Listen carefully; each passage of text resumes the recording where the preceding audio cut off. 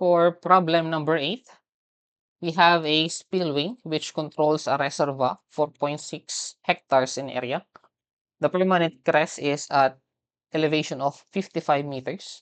If the water can be drawn down from the elevation of 56.5 meters to elevation of 55.5 meters in 42 minutes, find the length of the spillway in meters. Use Francis formula and neglect the velocity approach. So dito, meron daw isang reservoir with an attached na spillway. So since hindi kasi in-indicate what shape of this spillway, so ganito na lang ang consideration natin, no? Kapag wala kayong idea what shape of weir is used, so always consider na siya ay rectangular. Okay? So drawing muna natin. So meron tayong isang reservoir. So yung reservoir hindi naman binanggit anong shape niya. So it can be of irregular shape. Let's say, ito yung ating reservoir.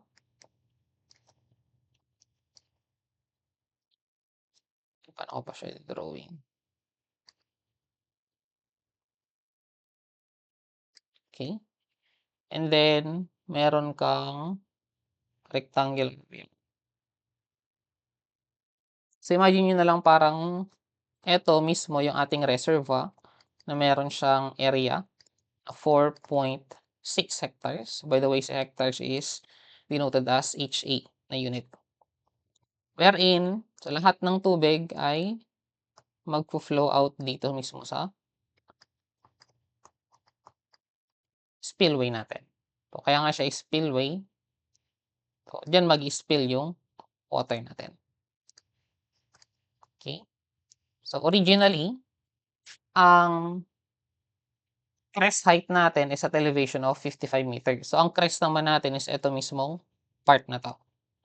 And that is at an elevation of 55 meters. Now, sabi sa problem, originally, ang elevation ng water natin is 56.5 tapos nagkaroon siya ng spill at naging 55.5 na lang yung elevation ng water surface.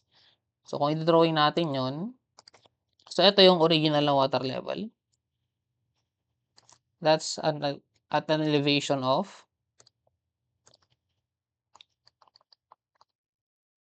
56.5 meters. And then, after some time, so after 42 minutes daw, naging ganito na lang yung taas ng tubig.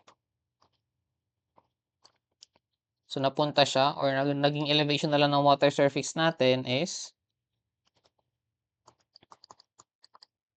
55.5 meters.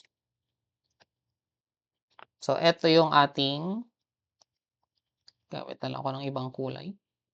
So, ito yung ating H1 and then ito yung ating H2. So, this is a case ng falling head, no? And etong area na to, since naka-meters naman yung ating mga H, no? So, we need to convert this 4.6 hectares. So, ang conversion naman, so sa kada isang hectare, so 1 hectare is equivalent to 10,000 square meter. So, ang 4.6 hectares is basically equal to 46,000 square meter. So, ito yung ating AS na gagamitin. Talagay ko dito, no? 46,000 square meter.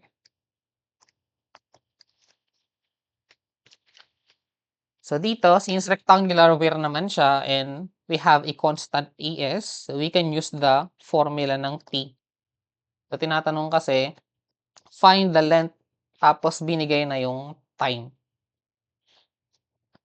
So, yung formula natin ng T to reduce the H1 to H2, yun yung 42 minutes.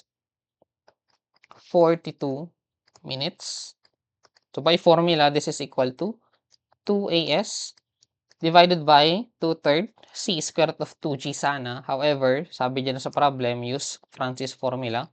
So, we'll be using CW times L na lang for the denominator. And then, this is multiplied with 1 over square root ng H2 minus 1 over square root ng H1. So, say minutes, convert natin into seconds. So, 42 times 60 is equal to 2. Ang ating area ng surface is 46,000 square meter divided by CW na 1.84 times length. Quantity, 1 over square root ng H2. So, by the way, ang H2 natin, so compute nyo na lang. So, difference siya ng 55.5 and 55. So, that's just, sige, i-compute na lang natin separately. So, yung H2, that's 55.5 minus 55. So, this is 0.5 meters. For H1 naman, this is 56.5 minus 55. This is 1.5 meters. So, 1 over square root ng 0.5 minus 1 over square root ng 1.5. To get a length ng spillway natin equal to. So, okay, huwag nyo ng shift solve, no? I-swap nyo na lang yung location ng L tapos ng time.